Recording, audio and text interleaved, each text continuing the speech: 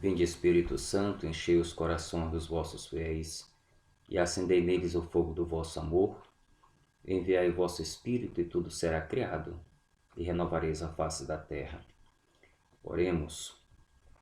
Ó Deus, que instruístes os corações dos vossos fiéis com a luz do Espírito Santo, fazei que apreciemos certamente todas as coisas segundo o mesmo Espírito e gozemos sempre da sua consolação, por Cristo nosso Senhor. Amém. Paz e graça, caros amados irmãos em Cristo Jesus. Quem vos fala é o Padre Fernando. Vamos abordar mais um assunto bíblico dentro da realidade do Antigo Testamento. E hoje vamos nos reportar ao livro do Êxodo. O livro do Êxodo, em alguns capítulos, descrevem para nós aquilo que conhecemos como as 10 pragas do Egito. Tudo começa a partir de 1250 anos antes de Cristo. Então, as pragas do Egito nos remontam até 1250 anos antes de Cristo.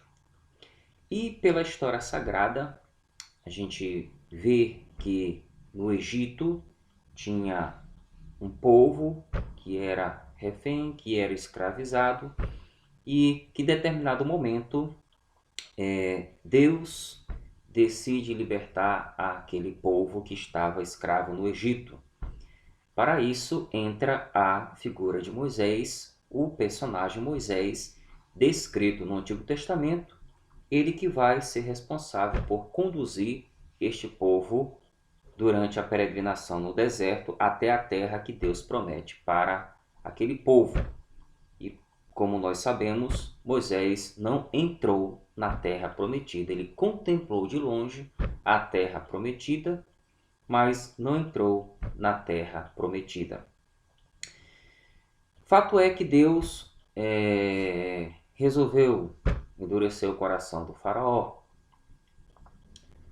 Fato é que o faraó disse não para aquela libertação que Deus havia pensado para aquele povo. O capítulo 5º do livro do Êxodo, versículo 2, diz o seguinte: Êxodo 5, 2. O faraó respondeu: Quem é o Senhor, para que eu vá obedecer-lhe, deixando os israelitas partir? Quem é este Senhor, para que eu deixe este povo partir? Quem é? Não reconheço o Senhor, nem deixarei os israelitas partir. Eu não conheço este Deus, por isso não vou deixar os israelitas partir. Diante deste fato, Deus resolveu enviar aquilo que nós chamamos das 10 pragas que estão contidas no livro do Êxodo. A primeira praga que está descrita no livro do Êxodo está no capítulo 7º, que é a praga às águas do rio Nilo. Primeira praga está em Êxodo, capítulo 7, versículo 14. A água do Nilo, primeira praga. A segunda praga está no versículo 25, né? As rãs. A terceira praga está no capítulo 8º, versículo 12. Os mosquitos, né? As moscas. Os mosquitos, melhor dizendo.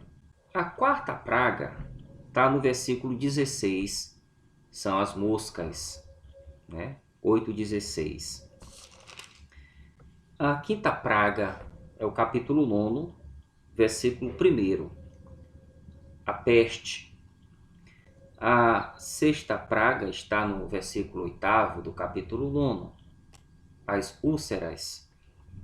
A sétima praga está no versículo 13, capítulo 9. A tempestade. A oitava praga está no capítulo 10, versículo 1, gafanhotos. A nona praga está no capítulo 10, versículo 21, as trevas. E a 10ª praga, capítulo 11, a morte dos primogênitos.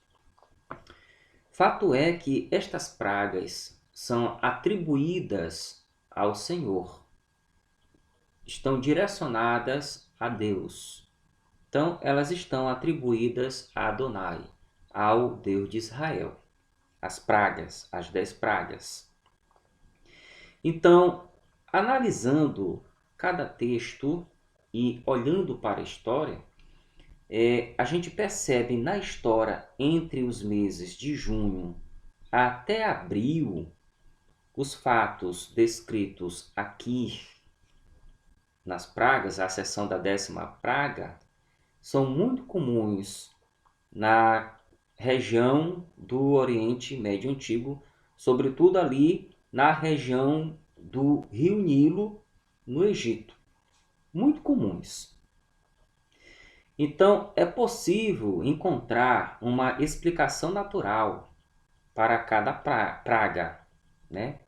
Para cada acontecimento que foram descritos aqui. Então, do ponto de vista natural, é possível encontrar uma explicação natural para cada fenômeno. Então, humanamente falando, é possível encontrar uma explicação natural. Bom, é possível encontrar explicação natural? É possível explicar explicação natural. Mas a gente não pode se prender a esses detalhes. Por quê? Porque os fatos que foram ocorrendo, as pragas que foram descritas, então foram descritas com dia e hora para terminar. Então, aqui tem uma ação divina por detrás disso daqui. Porque os fatos aconteceram pela intermediação de Moisés, mas com dia, né, com hora para terminar. Então, há um controle sobre a coisa. E a gente pode ver aqui o maravilhoso. A gente pode ver aqui a realidade do milagre por detrás descrito. Interessante que, se a gente for pegar o capítulo 7º,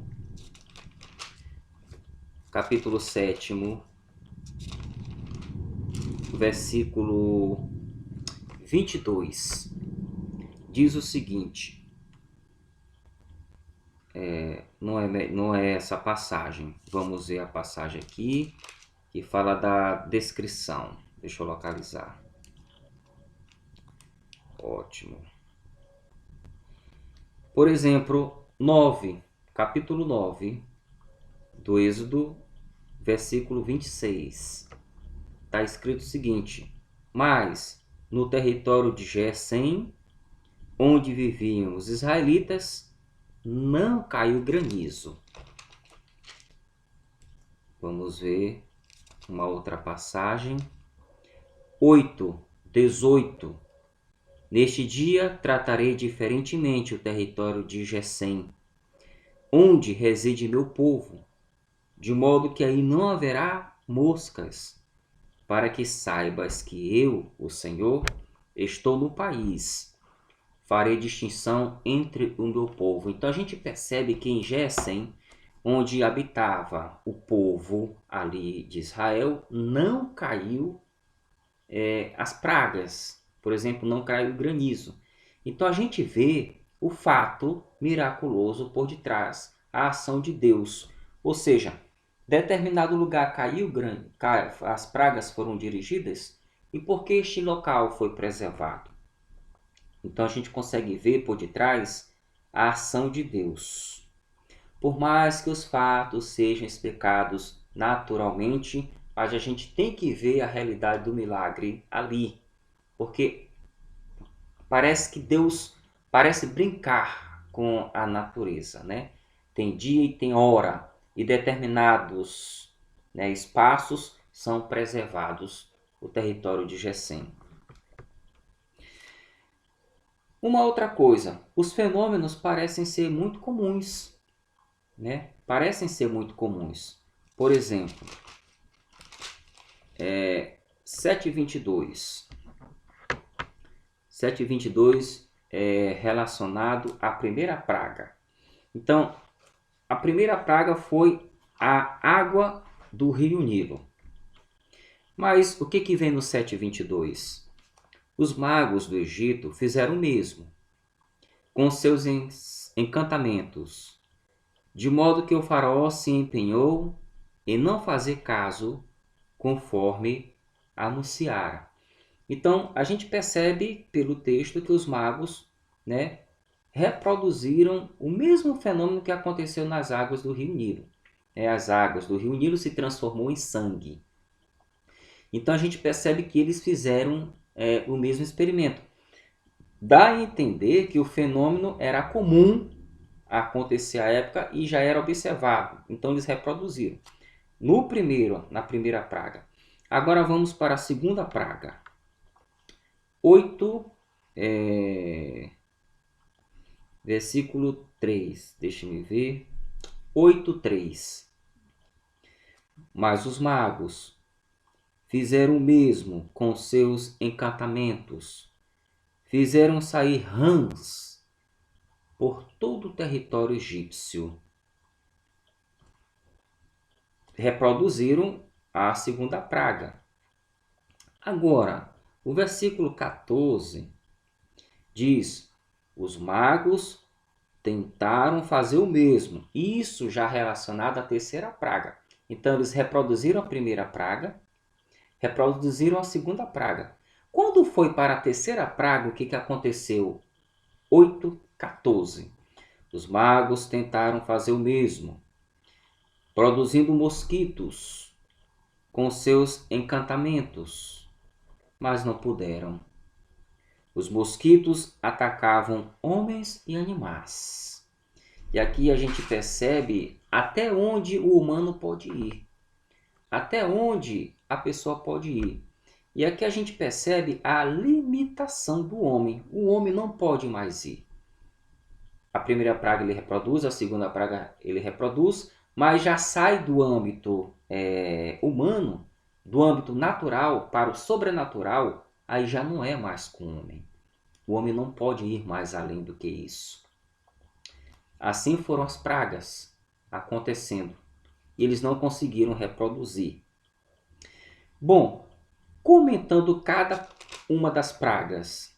Então, a primeira praga está no capítulo 7, que 7:14, que narra o seguinte: o Senhor disse a Moisés: o faraó se obstinou e se nega a deixar o povo partir. Vai amanhã o faraó, quando ele for ao rio, e esperam à margem do Nilo, levando contigo o bastão que se transformou em serpente. E diz-lhe: o Senhor, Deus dos Hebreus, me enviou a ti com estas recomendações: deixa meu povo sair, para que me prestes culto no deserto. Até agora não me deste atenção. Agora diz o Senhor: com isto saberás que eu sou o Senhor. Com o bastão que levo na mão, ferirei a água do Nilo, e ela se transformará em sangue. Os peixes do Nilo morrerão, o rio cheirará mal, e os egípcios não poderão beber a água do Nilo. Dito e feito. As águas do rio Nilo se transformaram em sangue. Este fenômeno, ele acontece. É comum acontecer ainda hoje no rio Nilo, ali por volta do mês de junho. O que acontece? O texto diz que as águas se transformaram em sangue, a tal ponto de que não poderia beber daquela água, porque estava envenenada. Ainda hoje acontece o mesmo fenômeno no rio Nilo. onde detritos, né, de barro, a água misturada do rio Nilo com detritos de barro do lago da Abissínia, reproduzir esta cor vermelha.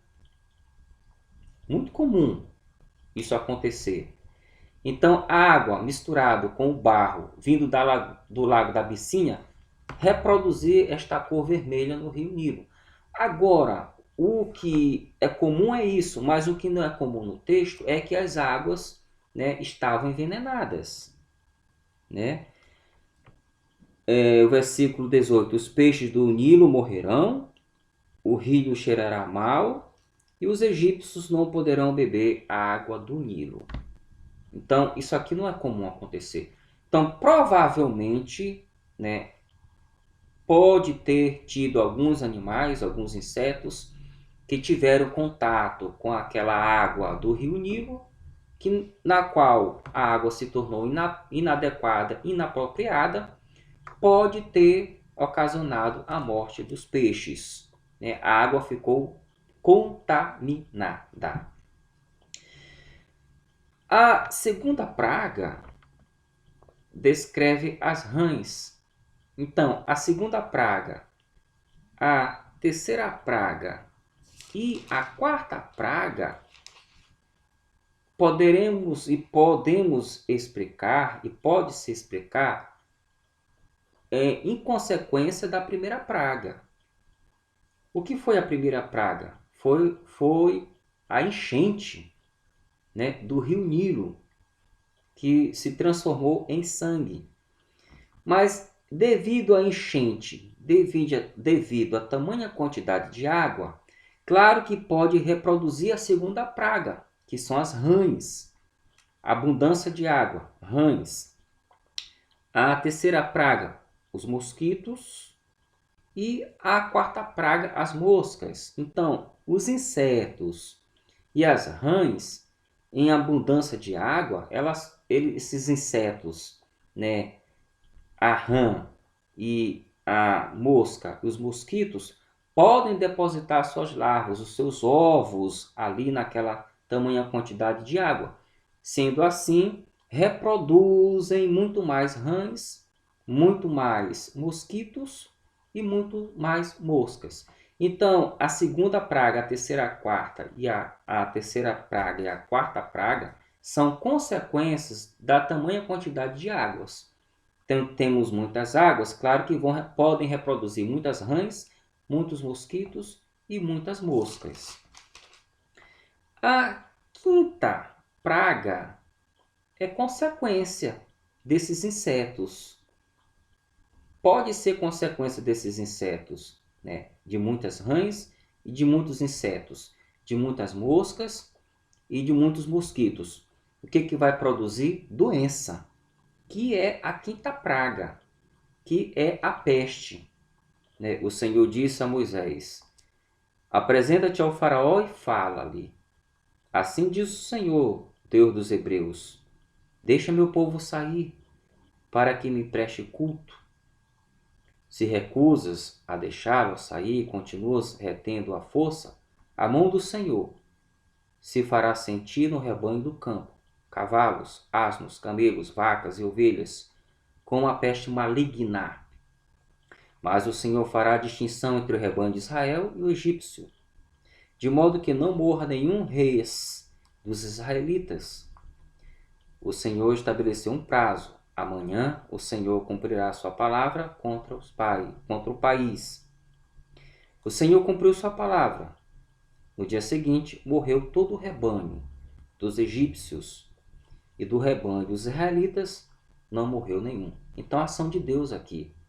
Então, essa peste, esta praga, que é a quinta, que é uma descrição de uma doença, é consequência da segunda, da terceira e da quarta praga.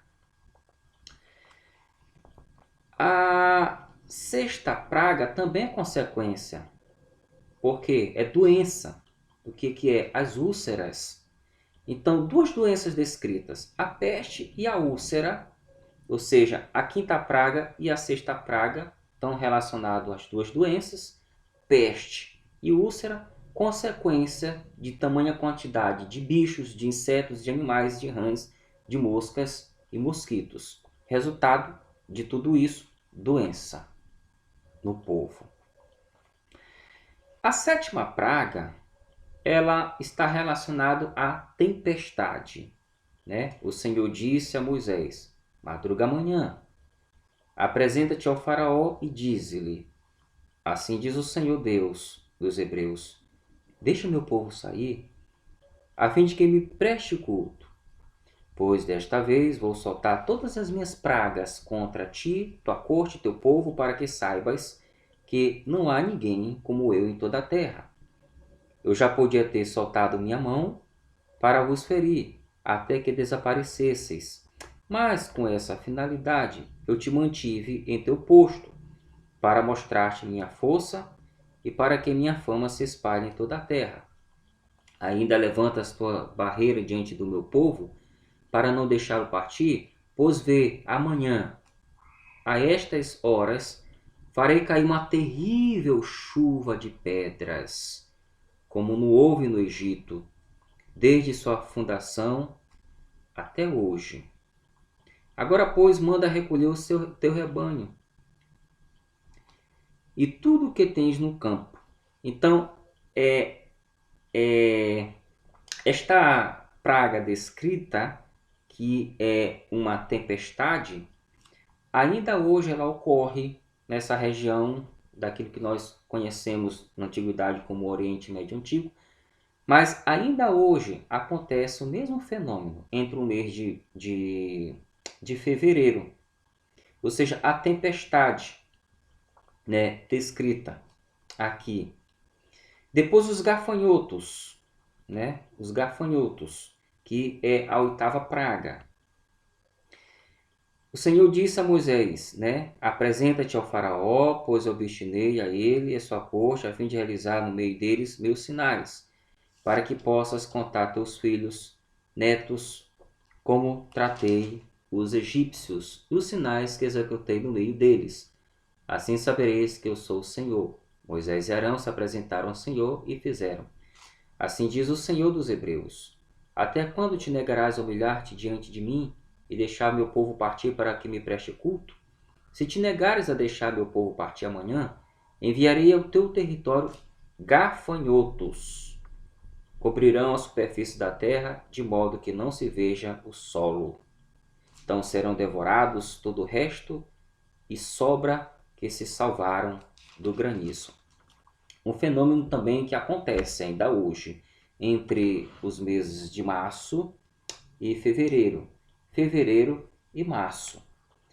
A Sagrada Escritura menciona no Antigo Testamento também este fato, não só aqui, mas dá a entender que era um fato muito comum acontecer.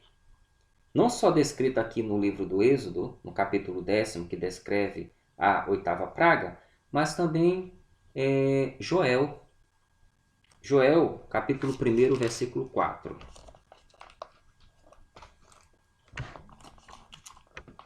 Vamos ver Joel capítulo 1, versículo 4.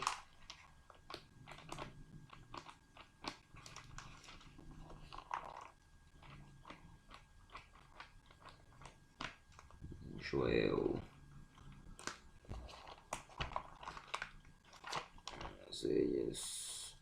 Joel. Bom, Joel, achamos. Joel capítulo 1, versículo 4. Então vamos pegar do versículo 2, para entender um pouco o contexto. Então, Joel 1, versículo 2 em diante. Ouvi, chefes, escutai, camponeses. Aconteceu algo semelhante em vossos dias, ou nos dias de vossos antepassados? Contai-o a vossos filhos a seus filhos, a geração seguinte. O quê? O que o saltão deixou, o gafanhoto comeu. O que o gafanhoto deixou, o saltador comeu.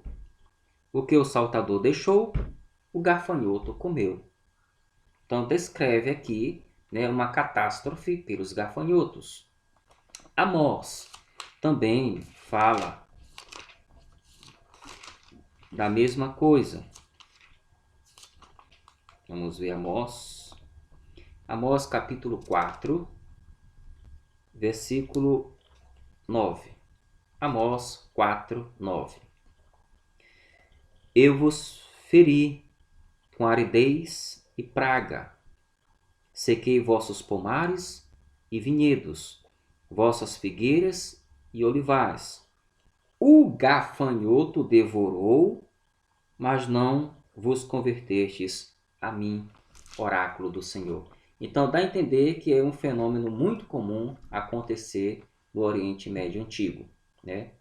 Descrito por Joel, descrito por Amós e presente aqui também em no capítulo 10º, o livro do Êxodo.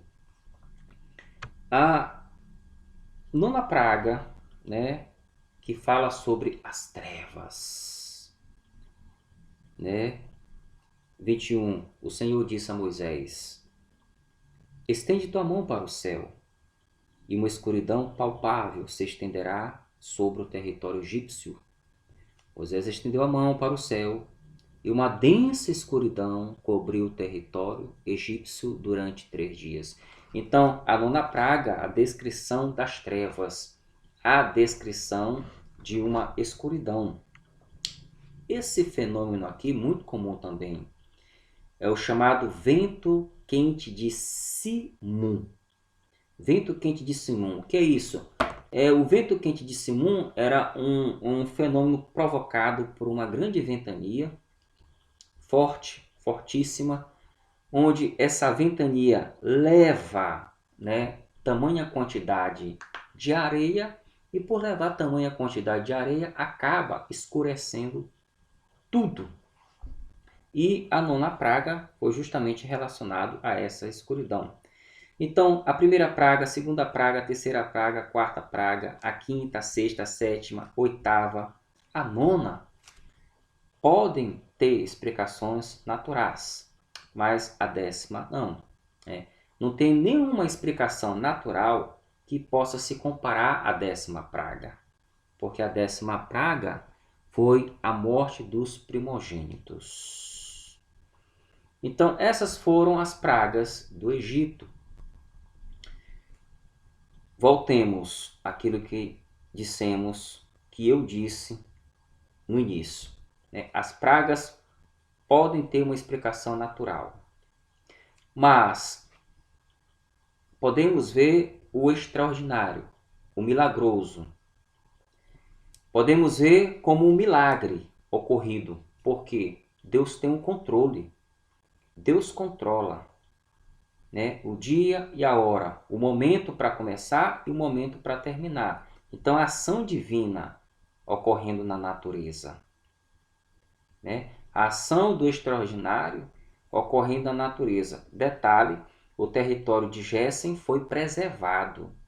Não houve nenhuma praga dentro do território onde os israelitas estavam. Houve, né, fora desse território. Então a gente percebe que tem uma ação divina, que tem um extraordinário, né?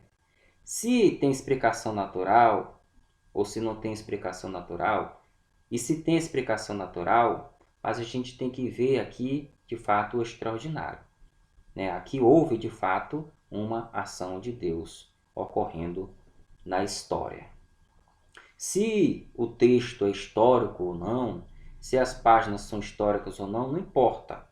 O importante é que para cada praga descrita tem uma mensagem a tirarmos, né, para a nossa vida, uma mensagem para tirarmos para a nossa realidade.